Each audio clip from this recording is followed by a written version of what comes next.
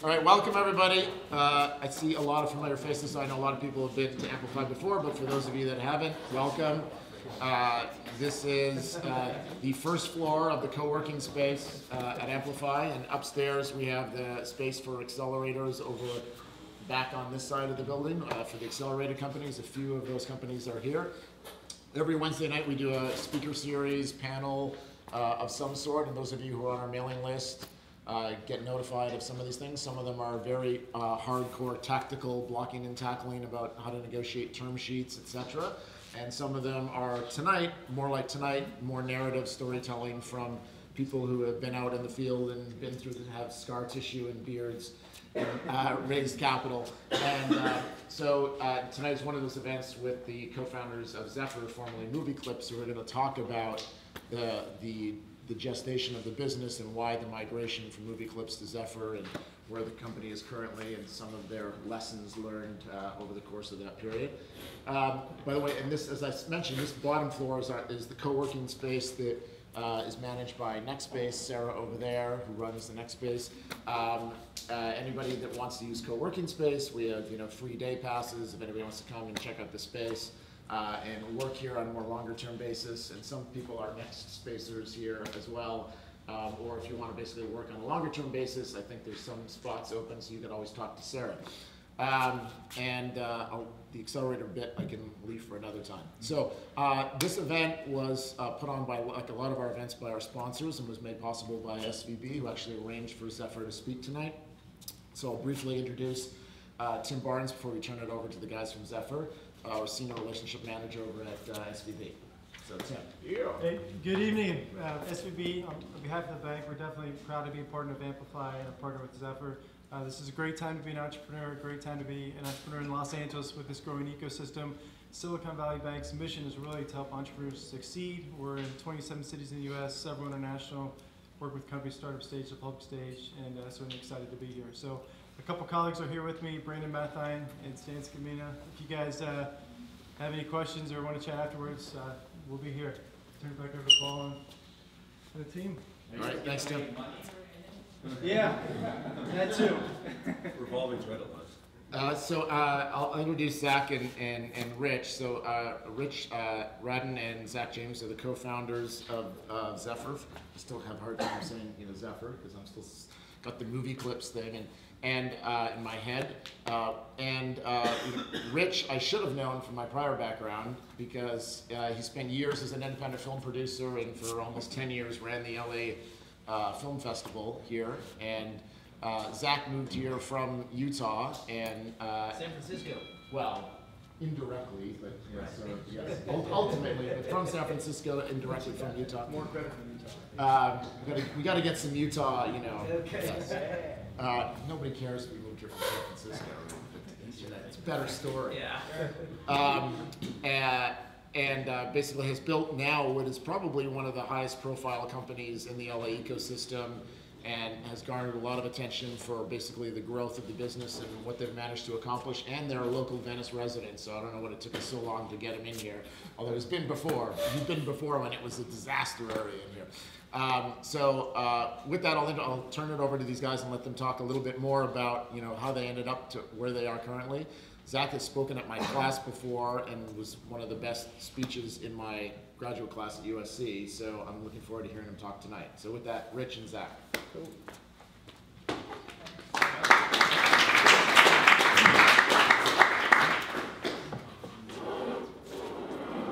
Cool. I think we just want to go through a little bit of our history. It's the first time we've really done this, like in the whole. We made a little deck of the history and the things that we think has worked, and maybe some things that haven't worked, and this will be fun. Cool. And we've got some of our employees here, so this will be good for them to know a little bit of the history. But thank you guys for having us. And also we should nod to Silicon Valley Bank, who asked us to come. They are our bankers. We like them. They're cool guys. Anyway, nice plug.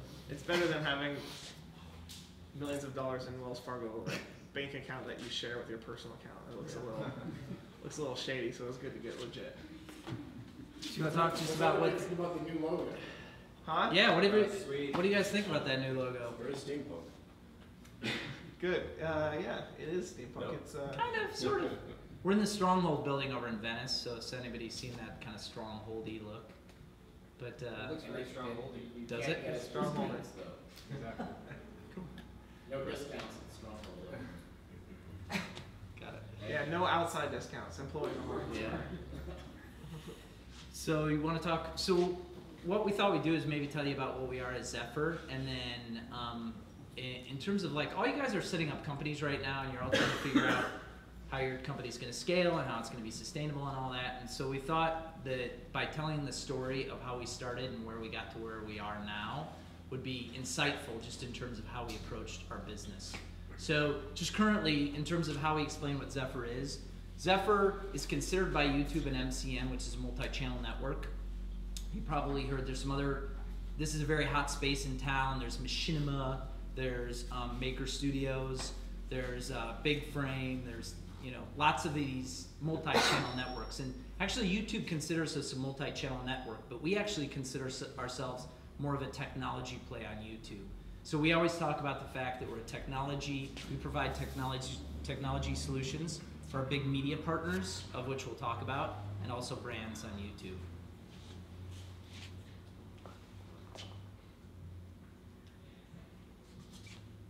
Want to talk about this? Yeah, sure. So we started about 3 years ago. That's why a lot of the old school people that know us still call us movieclips.com, because we were Movie Clips at first, and we work with the movie studios. And 3 years ago, if you guys remember the climate a little bit, when the studios love or hate versus Google, it was definitely more of the hate side.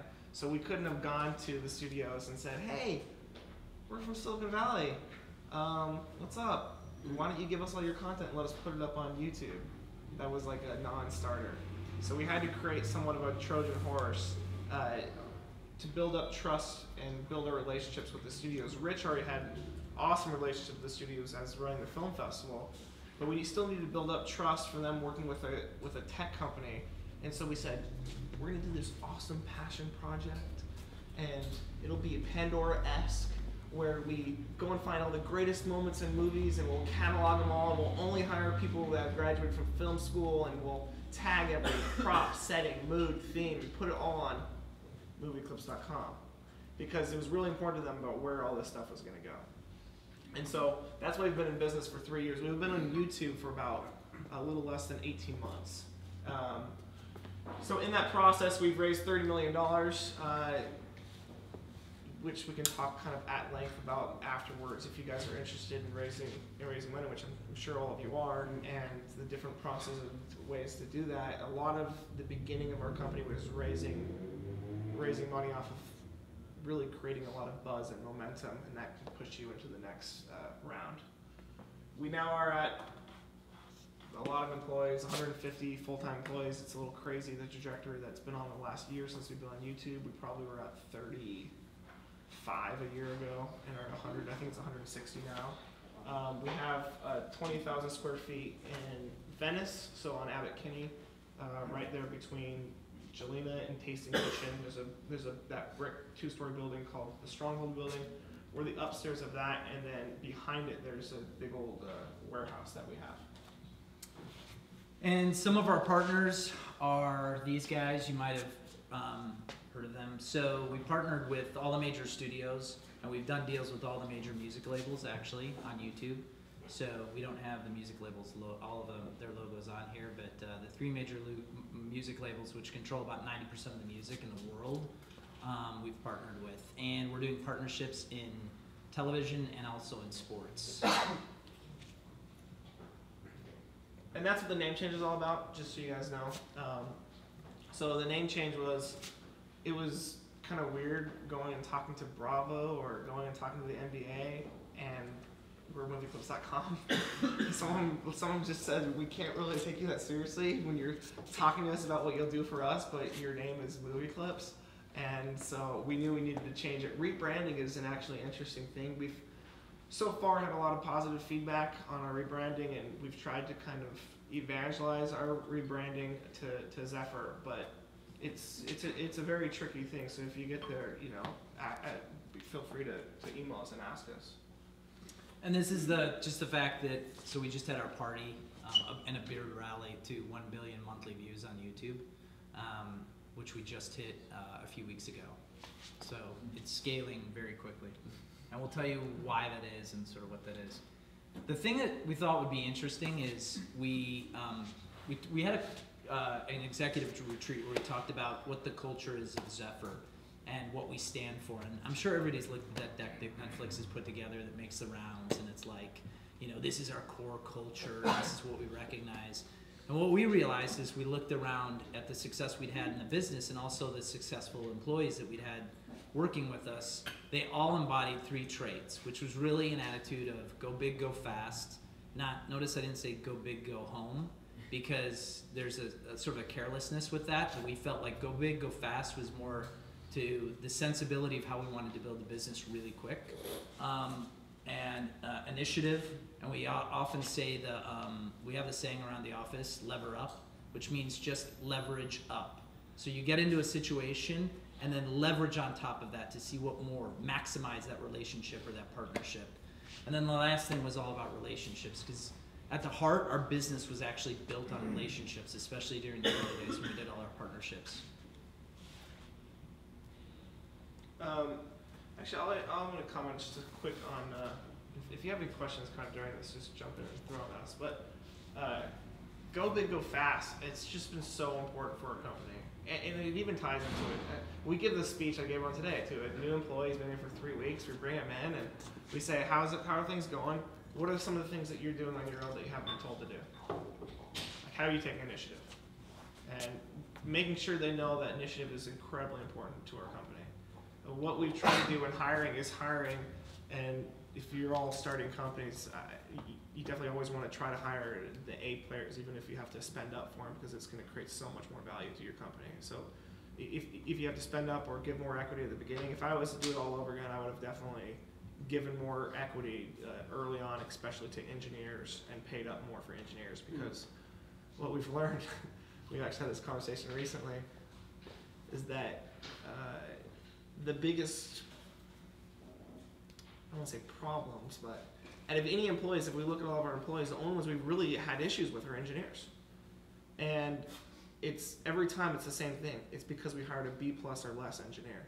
Because the B, let's say B- engineers think they're A+ engineers, so they have all of the ego of it, but they're not getting the attention, and so they just become cancer. So it's very important to hire A-level people.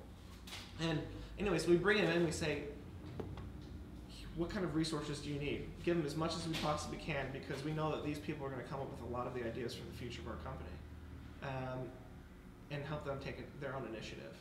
And so it's been really cool to see what kind of products or what kind of new ideas that we actually are executing on that have come internally from our employees, because we've pushed so hard for them to all take initiative. So Zach mentioned early on that we've actually been in business 3 years, although ZEFR is not old at all, but we started out in 2009, and kind of the inception of the company is interesting. So we actually met at Skywalker Ranch. Zach was working at Credit Suisse in the banking group, and I was at the LA Film Festival, and I'd been noodling on this idea that there wasn't a licensed place where you could, a licensed aggregator of clips. There was no place that you could find it in an easily searchable way, and you could share those movie moments and post them to Facebook and Twitter and whatnot. So we got together at Skywalker Ranch and talked about the initial idea. And the thing that was interesting, hey, nice picture. The thing that was interesting about it is what helped us, and Paul can actually speak to this. I don't know if he will chime in if he's here. But Paul can speak to this in a big way, is that the media world down here in Los Angeles speaks a completely different language. It's not even a different dialect. It's actually a different language than what people speak in Silicon Valley. And it's almost like two families that actually don't even like each other. They kind of want to like each other, but they don't want to admit it even to themselves. And they're sort of jealous of each other in a way. I mean, you would think like, oh, what does media have to be jealous about at tech? Well, look at Google's market cap. It's larger than any of the studios. In fact, they could buy all the studios in one. So they're absolutely jealous of their business.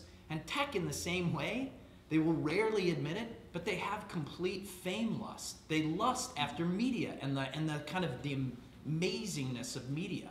And so we recognized that when we got together, we could talk to each other really well, and we could really educate each other about the different worlds. So Zach's like, hey, there's this site called TechCrunch. You should read it. I'm like, TechCrunch, what's that? He's like, you should read this. This should be daily reading. I was like, okay, there's this woman in town called Nikki Fink. You should read Deadline Hollywood, you know? And so we literally started educating each other about the different worlds.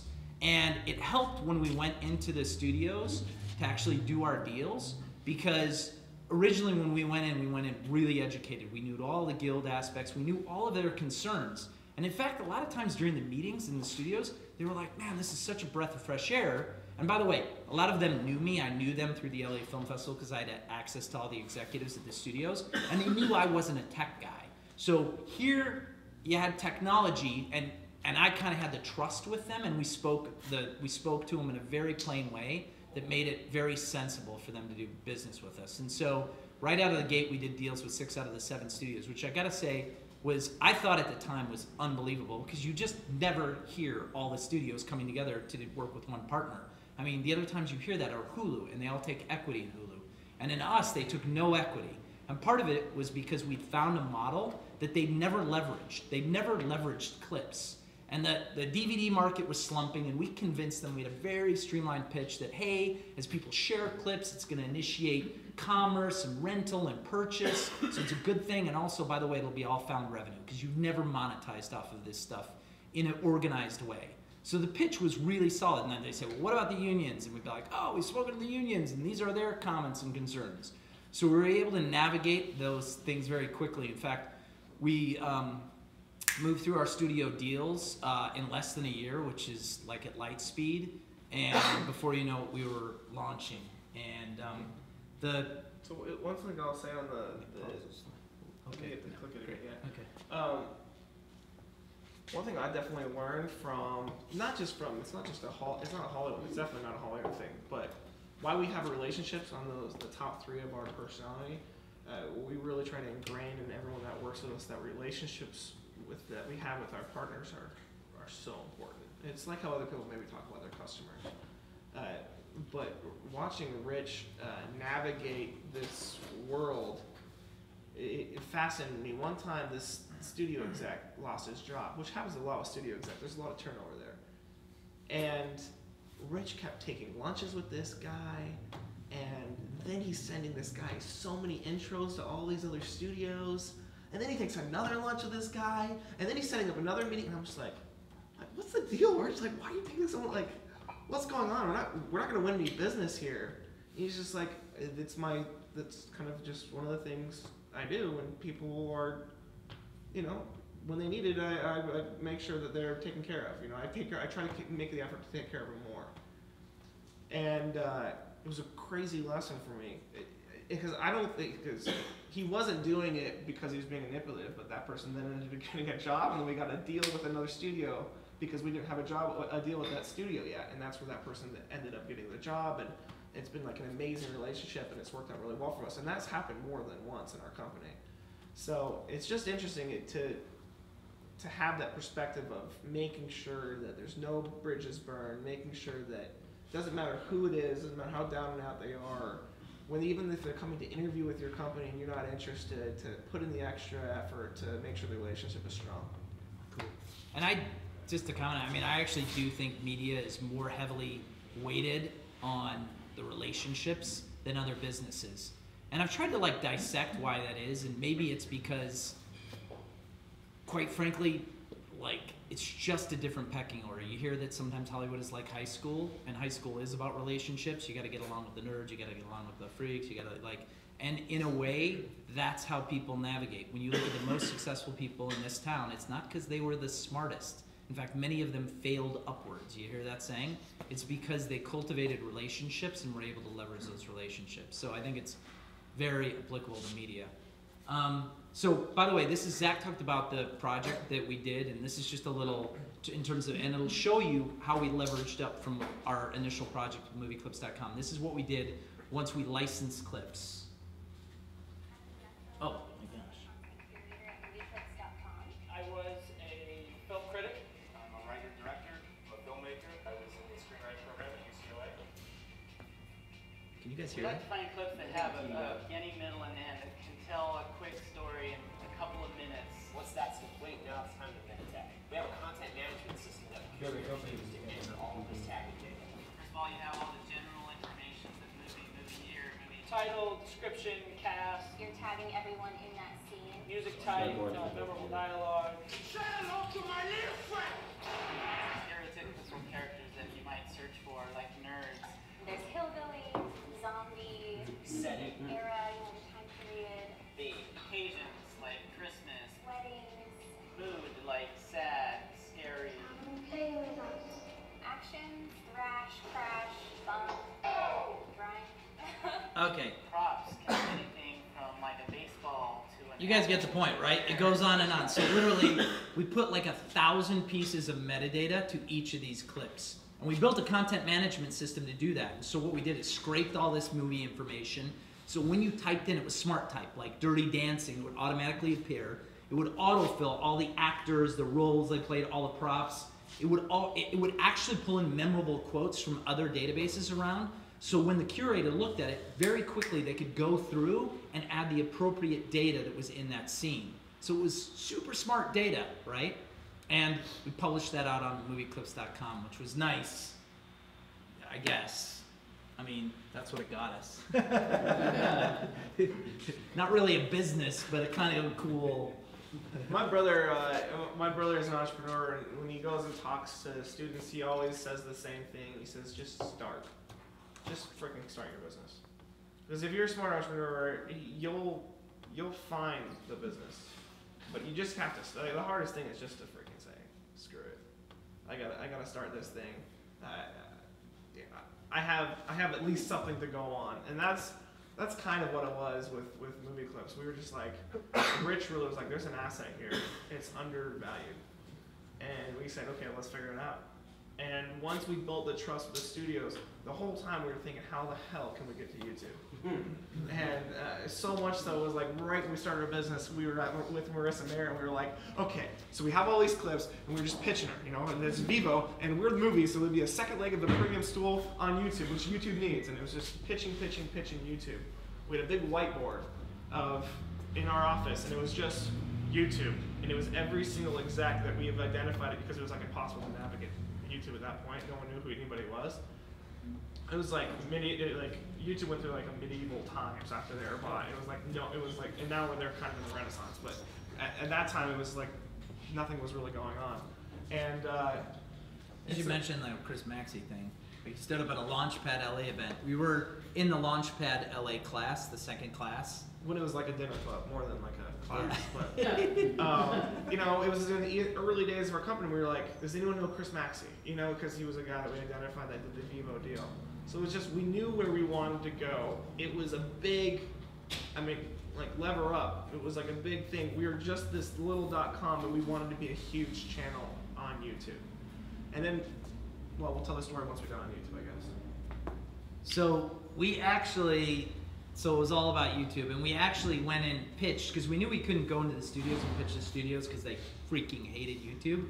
But we thought if we can at least get some traction and see if YouTube is interested. So we went up and pitched the old regime. And what's amazing about the old regime of YouTube is they had made many of the same mistakes that Silicon Valley tech companies had made. When they wanted to do media deals, they hired a bunch of BD people up from San Francisco, and they sent them on a plane down to go into Disney and all these other places, speaking a totally different language, which is, if you talk to anybody that did BD, and there's a few of them that are floating around in the early days of YouTube, and they talk about those meetings they took at media, I mean, they're comical. It was just insane what was going on. But YouTube did something incredibly smart.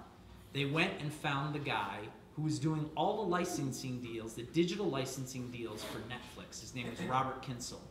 And Robert Kinsel had had the job 1 month, and Zach and I got on a plane to go up to a board meeting, and lo and behold, Robert Kinsel was on our plane.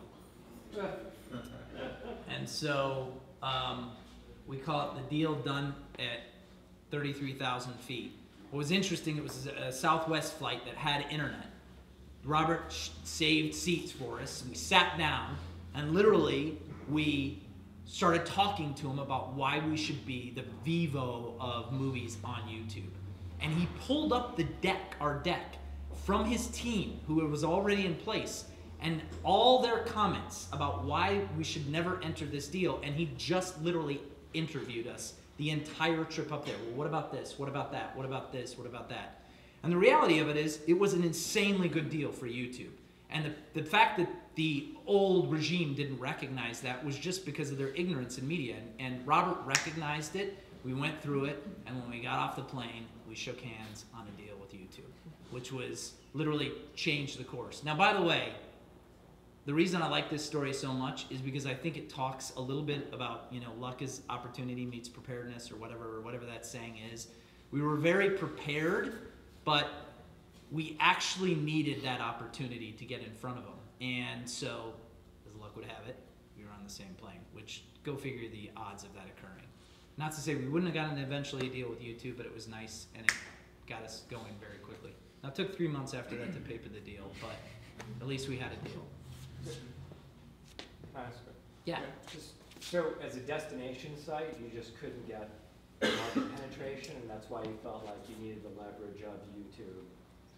Destination sites, I think, maybe Wired wrote about this like a year and a half ago. The internet is dead. It's about apps or it's about platforms. And the destination sites are just incredibly difficult to drive traffic to. We were hiring SEO guys. We went through probably like 2 or 3 of them, hired from demand media, hired from all the different experts. We had an amazing property. We had, people coming. It wasn't bad. It was like 1 million uniques or something like that. Cool product, but it's just so hard to turn that corner.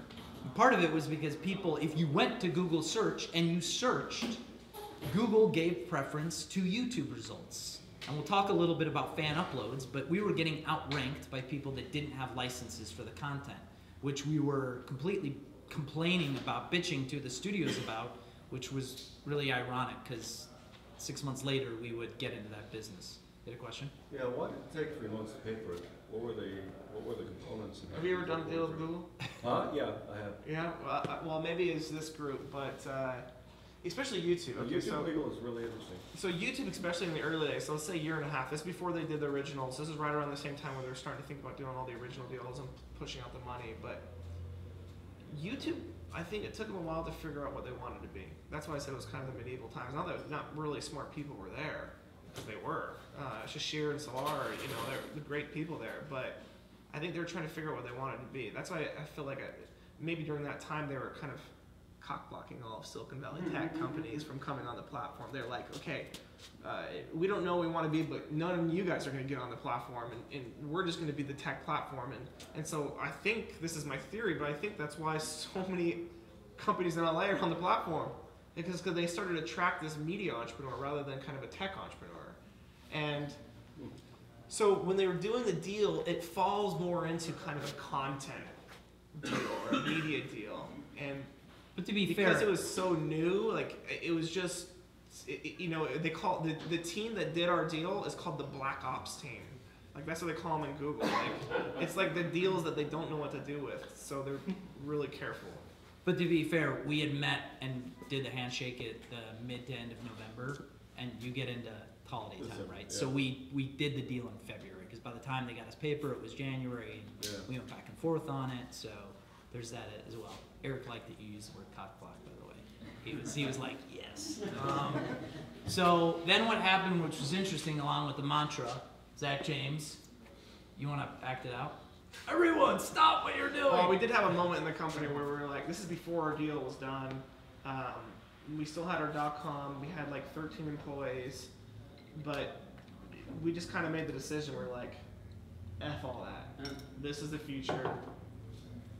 We're putting it all on this. We just had to make the decision. All engineers, stop what you're doing. This is whatever. It's funny slide, but stop what you're doing, and everyone needs to start working on it. It was like we need to make a moment in the company, like a high impact moment, just for them to realize that, look, this thing that we built, it's cool, but stop. Everyone needs to start working on YouTube, because that's what the future of our company is. Let's not spend any more time on research. Sunk costs. this is the future. And before a deal was done, just so we could have a huge head start when we came on, and so our engineers were all focusing on YouTube, and it was interesting. Once we got on YouTube, it was kind of somewhat of a walled garden. It goes back to that media or tech entrepreneur. Not a lot of tech entrepreneurs were on YouTube yet. It was just mostly these media entrepreneurs that were focused on content. And so when we got in and we had entrepreneurs, we started poking around, and we're like, there's some serious business to be had on this platform. If YouTube provides this altruistic technology for dogs on skateboards, it's the same technology for dogs on skateboards and Warner Brothers. How does that make sense? We could probably bridge the gap there and build some cool custom solutions. The same thing for brands, for a local Toyota dealership or P&G. It's a huge difference there from the technology that they probably want, the customizations that they want. So how can we kind of solve those problems? And that's what we started focusing on. And so instantly the engineers, and the reason that was monumental is we didn't realize it at the time, but we were actually one of the first, if not the first company to ever bring engineering talent and dedicate it solely to the YouTube platform. And the reason we know this is because the YouTube documentation was absolutely horrific. And you got to understand, in the YouTube evolution, what happened was this is a company that launched in 2005 and was a rocket ship, right? And then they had, when they got purchased, people that had the initial engineers, Steve Chen and all the other guys who had equity and had stake in the company, they all left. So you have new engineers coming on and building on an already established code base, and nobody having any documentation because the thing is just growing so fast. It's just like we just have to fix and keep up with it. So even the idea that the APIs weren't supported, nobody knew what the APIs were, there was no documentation, was kind of incredible. And it took our engineers a time to sort of deconstruct and work with the engineers up in San Bruno.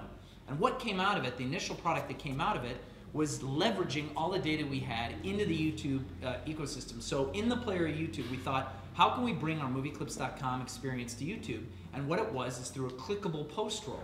So we split it up, we'll show you what it is, but we sped it up for presentation purposes because we said if you watch a clip from Aliens, you want to see something like, is it there? Other scenes from Aliens, the Sigourney Weaver playlist, the John Hurt playlist, the Ridley Scott playlist. Now we had all this metadata categorized for all these clips. So we recognized that we could build a really smart post roll.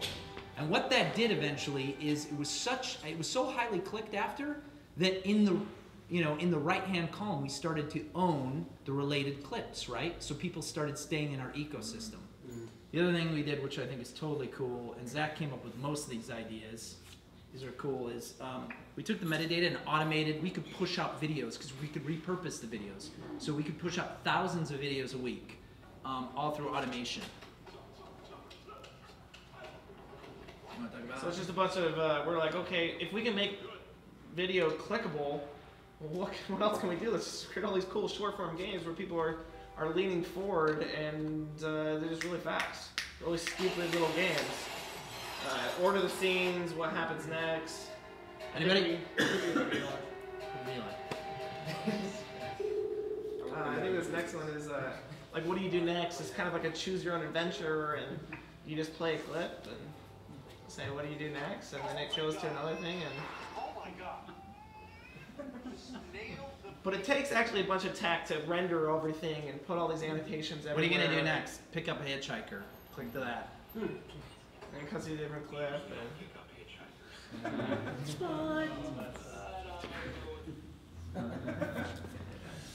So then what happened was kind of incredible. We get all our licensed content up there, and we realized that we're still getting outranked by fan-uploaded content. And it was kind of a moment where we said, what are we going to do about this? And we actually had no idea as to how big this would be for our company. But we thought we can either lean on the studios to take all this down, or we can actually look at the content, because actually most of these people are fans, they're not pirates. And we can start actually claiming the content on behalf of the studios. And what we recognized that there was actually a difference. You could define a difference between fans and pirates through a series, and you could do it legally. You know, if you uploaded maybe more of the film than 7 minutes or 8 minutes, you could, if the studio wanted to find you as a pirate, they could, because the idea is that you're cannibalizing the feature length experience. Anyway, we went through a whole series of questions with the legal departments, and they recognized that fans are good, pirates are bad. But what they didn't know is 95% of the people that are uploading content to YouTube actually fall in the fan bucket. They don't fall in the piracy bucket. And to be able to harness all those views and all that data and all that revenue could be really powerful. We had no idea how powerful it was going to be. So yeah, we said this is another one of those moments in our company where we had that channel, the Movie Clips channel. This is when we upload the official content. It became a top 10 YouTube channel of all their partners. It became a top 10 channel in like 7 months. So it was rocking. Things were happening. But when we started to look at search, like Rich said, it's like, do you want to upload one video when you type in Scarface? Or do you want to own 24 pages of videos that are all the same exact video of Scarface? Who the hell owns those other pages, those other videos, right? We got one of them. Who owns all the other ones? So we talked to the studios, and it was another one of those relationships pitch thing where we said, look, you can claim your views inking along time over time. You can catch maybe 40% of them, or you can use us. We'll build all the technology. We'll find it all. We'll make sure it's all good with your legal. We'll follow these 30 rules that we're gonna set up, and we're gonna throw a ton of technology that uses all of our meta tagging to search and ping search all the time, bring back all the results, and organize them by velocity of views, how fast things are getting views within a 24 period of time, by comments, by likes, by shares, and by the confidence meter of how HD or how good quality the video is. And then our people will go fly through them. And so that's what we said, we were going to capture all this extra additional revenue. And the thing that was interesting about it, when we looked at just the data and stuff, is that we found that with fan behavior, it's part of who you are when you upload something. So it was curious, we're like, why do so many people have the same exact scene of Forgetting Sarah Marshall or whatnot? And it was not because you couldn't find it in search. It's because that fan that meant something to that fan, that scene was on their channel. And by the way, they promoted it to all their subscribers and their friends and family. So it was literally crowdsourced marketing and revenue and data. And that's where it really started to scale. And we also recognized really early on, are you up? I gotta go. Okay, he's gotta go. He's got a commitment. He should have said it. Anyway, he's always had it. It's not that he's bored. Are you guys bored? Is this boring? So the other thing we realized is that we knew that one studio was using all the YouTube technology, and they freaking hated YouTube. It was Viacom, right? They're in a lawsuit with YouTube. But still, there was a ton of fan uploads of their content. And we're like, if they're using YouTube's tools, how come all this isn't taken down?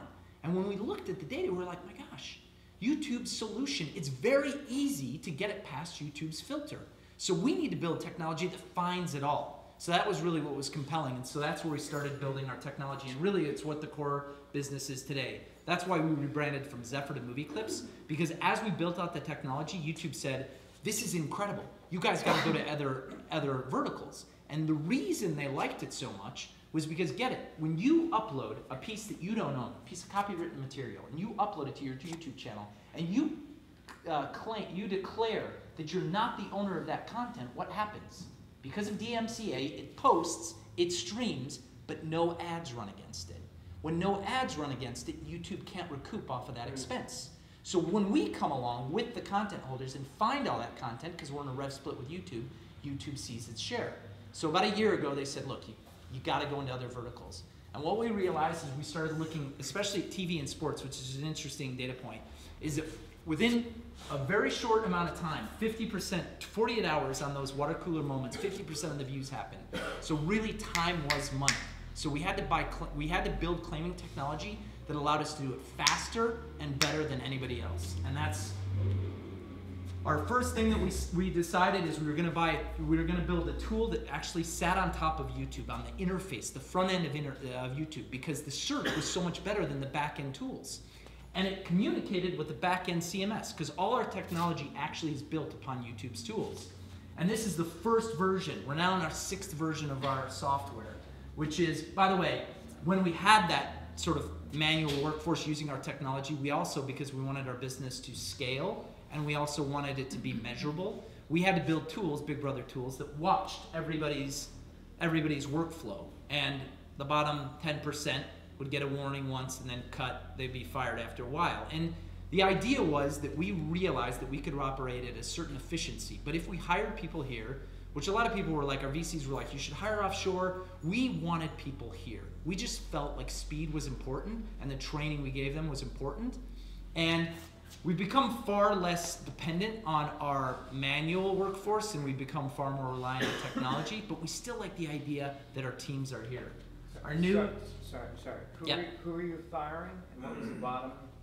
So when we had manual folks using our technology, Right. they were responsible for claiming a certain amount of material every day. So we had tools that could, and by the way, they were open tools. They could click on the toolbar and see where they sat in comparison with everybody else. So it was supposed to act as an incentive program to make sure that you were on pace with everybody else, because time is money, right? For every dollar we pay that individual, we better be making $1.50 or $1.25 or whatever it is. And so this is a kind of a screenshot of our new claiming technology, which is rolled out, which is basically, we also realized when we were, we had a group email with all our claimers that people could send out to the company-wide when they found something interesting on YouTube. And we started seeing a lot of these emails going back and forth, and we were like, wait, that shark eating orca is not movie related or music related. And YouTube is a huge time suck, right? So we wanted to get our workforce out of the front end of YouTube and actually get them into a locker.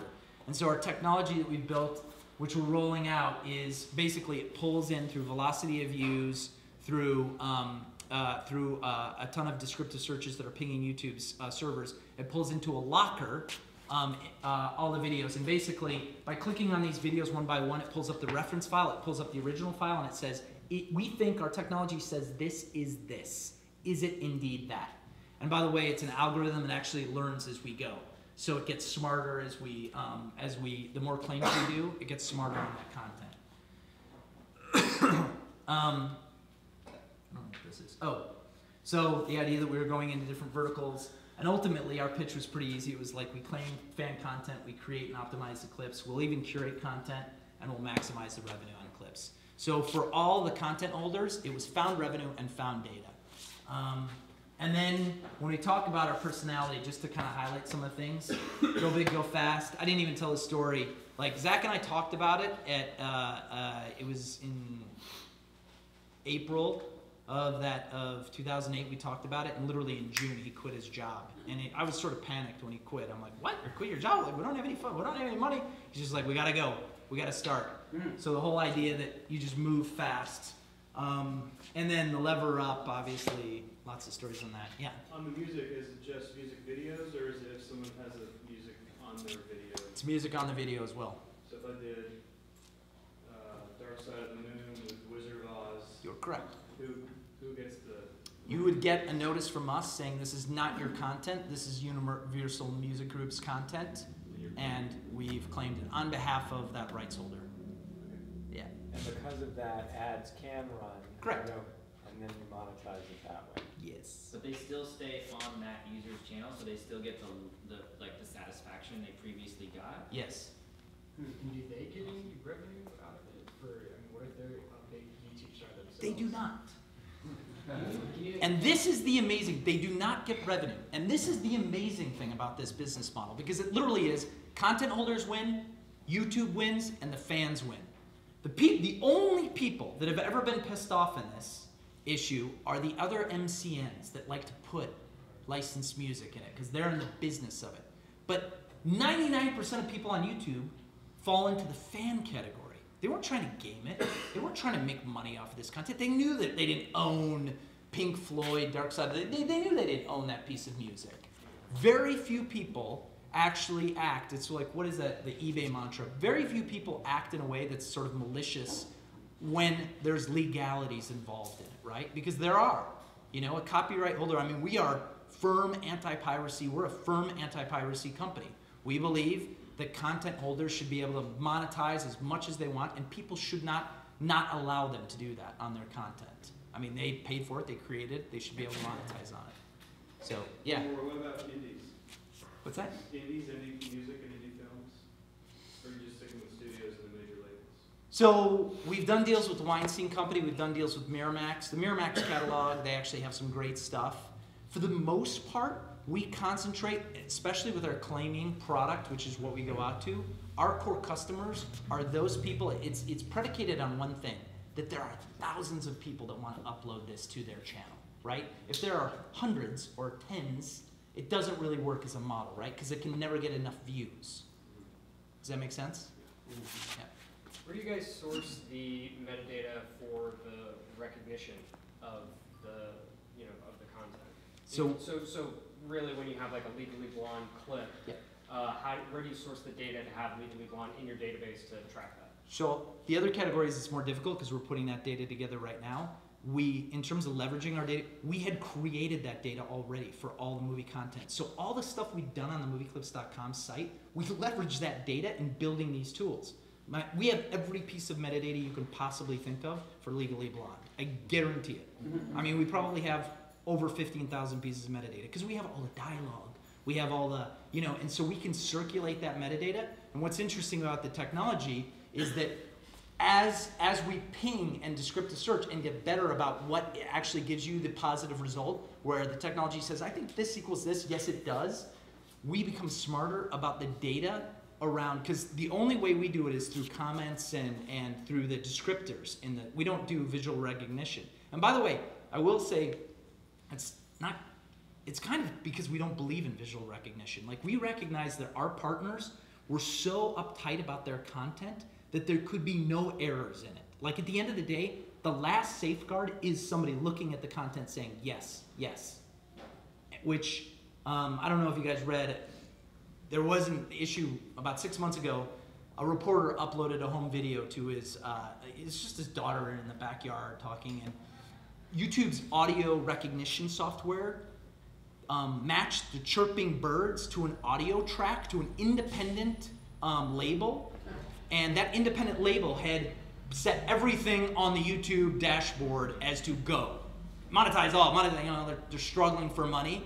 So this guy uploads it, and all of a sudden his audio is claimed by this music label. He turned around and sued the music label. The music label said, wait a second, we were just using the tools that YouTube gave us. We're gonna countersue YouTube and wrap them up into it. They've all settled since then, but the journalist got a ton of press over it, and I think that's partially why he did it. So, but it's like our partners, that's why we only work with those premium partners. They actually care about that. They're like, look, we don't want you mistakenly claiming somebody's home video for Lord of the Rings. That would be bad for us. So, yeah. Well, sorry, very brief follow-up. Yeah. But do you guys relicense that metadata that you track, or only utilize? We have not, and we've been asked, but we don't do it. You guys have a remixing roadmap, don't you, that you started on, or? So we take certain assets and we remix them, correct. Or will you remix them, or you allow the users to remix them? It depends on which entity we're working with.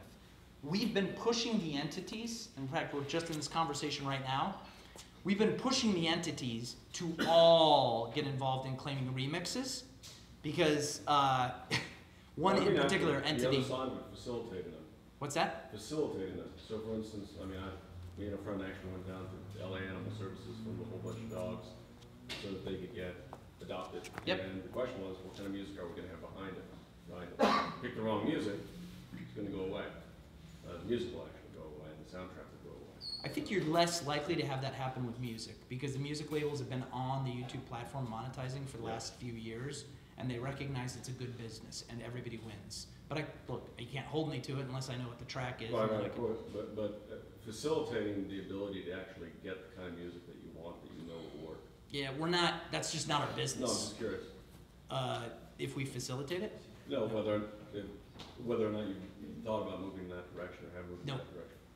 Mostly because we think in terms of like scalability, like, oh, if we build a tool to facilitate, like that to us, it's like people just figure it out. Because we started looking at the fan uploads and they were so complex in terms of, like, there's editing software is so cheap now, it comes on everybody's, you know, hard drives and on everybody's computers and whatnot, and we realized that, like, this is just, I mean, the people that do this spend a lot of time and they're willing to go through a bunch of audio tracks to find the right one. Yeah. So, yeah. Just speak to the clips themselves. Yeah. Do they just give you the entire movie and then you break it up into blocks? Or they just say these are the clips that we're allowing you to? I mean, what So is that? on the licensed clips, it's a long story, but indeed we did have access to the entire movie. In some instances, we had to. This is part of the movieclips.com era. We created an interim site where there was a private site that we would upload all the content, and they would have somebody from legal look at every single clip and approve or reject it, which was kind of incredible. And that's in terms of like our business, which was amazing. Is these guys didn't even realize when they did deals with this how exhaustive it would be on their legal departments, and or they would have asked for way more money from us or way better terms. And that was part of the thing, is a new business. When you create a kind of a new model, nobody knows, right? And also in our deals, they never got any of the data back, so they didn't get the ending and starting point. Like we had all that data in terms of because there's a time code, right, in every film. So we had the in and out points all stored. We had all that, and the data was all ours. So at the end of the day, the studios were kind of like, ooh, we wish we had. But they don't. The thing that's interesting about it is that the studios are actually smart companies, and they make billions of dollars, or hundreds of millions of dollars, I should say, in licensing this content, feature-length content. If they were focused on like clips exhibition, then that studio really is in trouble. You know what I mean? Like that should not be their core business. And so that's why we knew it was a good model going into it, because it was just too small for them to care. What kind of revenues have they seen from this, which was a zero? Substantial. In the tens of millions? No, I will tell you, our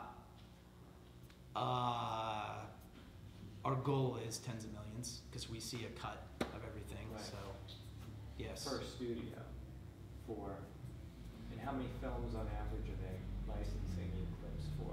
Well, the interesting thing on you really want to know about our deal points. I will tell you. I will tell you. I'm a movie. You're a movie geek. I will give you movie geek. I'm in the movie business. Okay. So.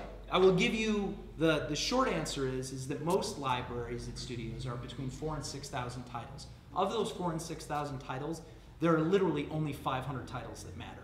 Nothing matters from the 20s, 30s, 40s, and it's only about that content that would get high velocity of views, right? Because for us, it's about revenue, and for our partners, it's about revenue. So we just structure our deals in that capacity. We're not interested in look, I love the Republic Library. Paramount has the Republic. It's all the John Wayne old stuff. There's a few titles I'd want in there. The Man from, what is it I love that one. The Man from, huh? Shoot. Anyway, what? No, guys. John Ford, early John Ford. Anyway, whatever. Anyhow, but I love that title just because I'm a movie buff. But there are that library doesn't get better with time, which is why you will see in MGM they've had all this issue. They got such a great library. They got the Rocky films and stuff. But over time, it decreases in value, right? So. What do you do?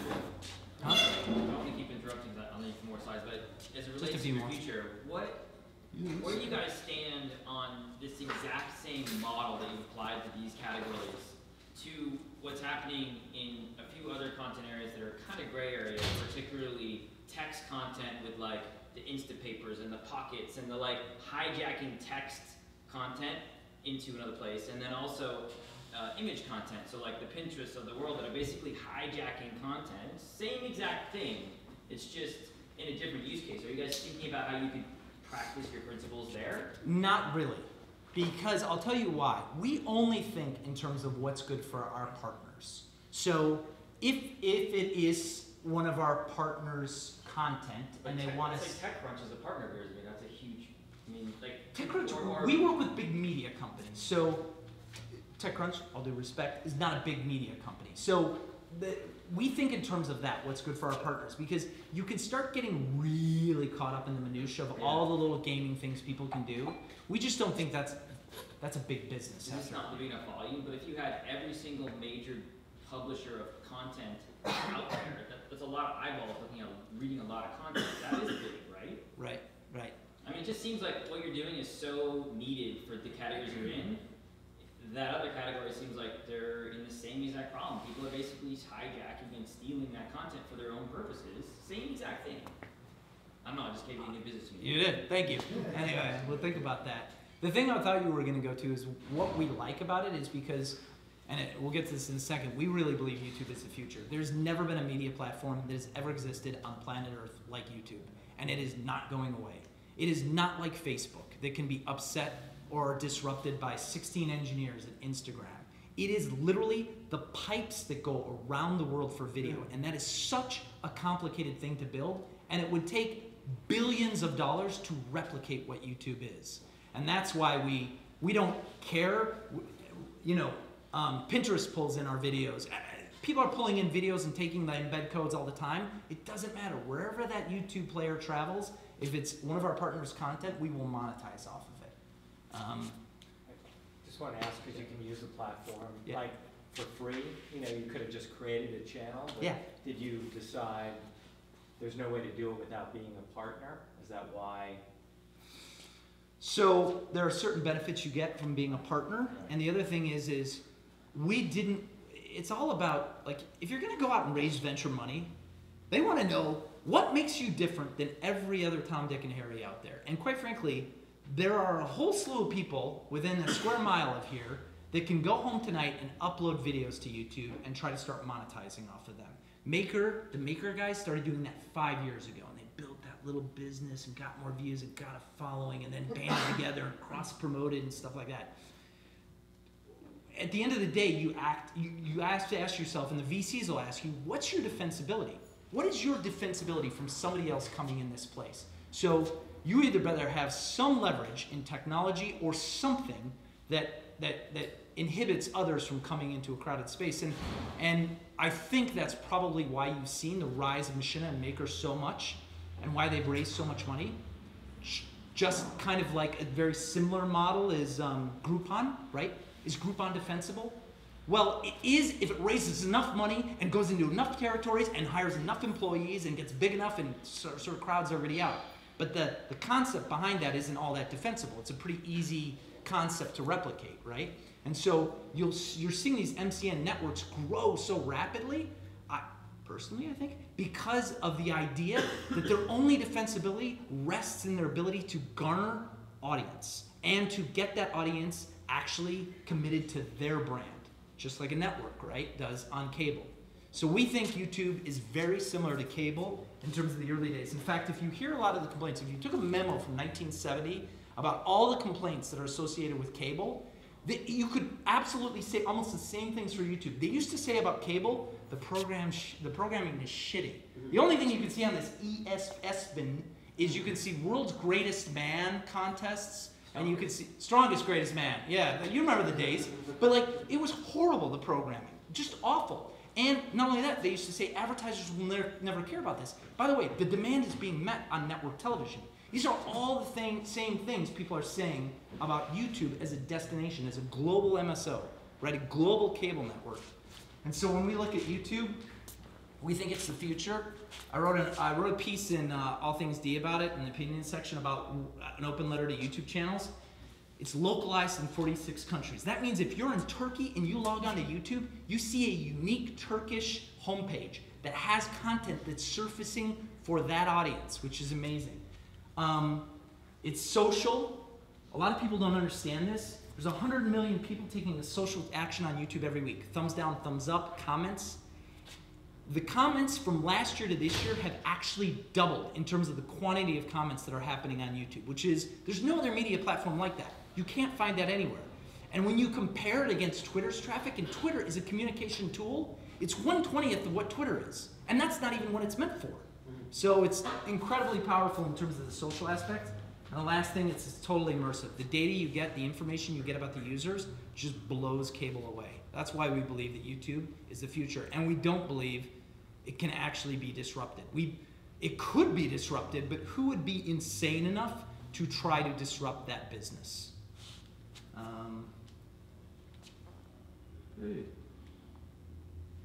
And that's it. And by the way, this is a little, thank you. This was put together, Jared. One of the guys that works around Jared and I built decks. Anyway. So, I don't know, that was a lot of information. I hope you guys got something out of it. The whole idea was leverage up, blah, blah, blah. Any other comments?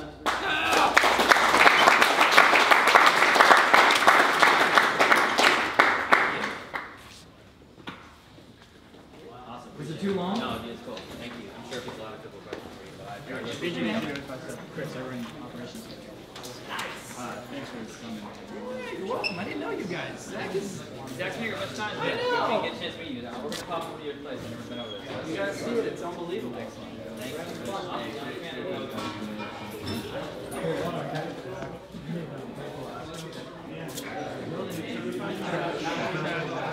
you. So Dave called us early on, and he's like, I want to try my guys, but I'm like, fucking tap. He's been in Zach's been in his office all the time.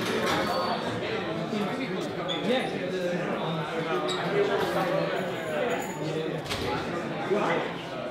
He's an entrepreneur. He's a friend. Yeah. He's always like a big Memphis people settle us. Reach out. Oh, that's right. Yeah, that's right. I thought it was really Nice to see you again.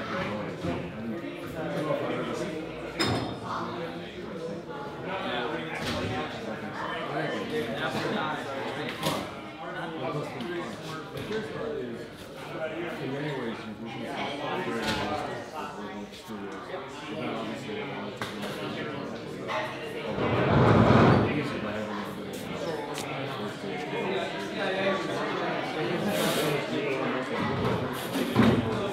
do we have a GC that's a lot more advanced than just like a live place. We also work with yeah, right.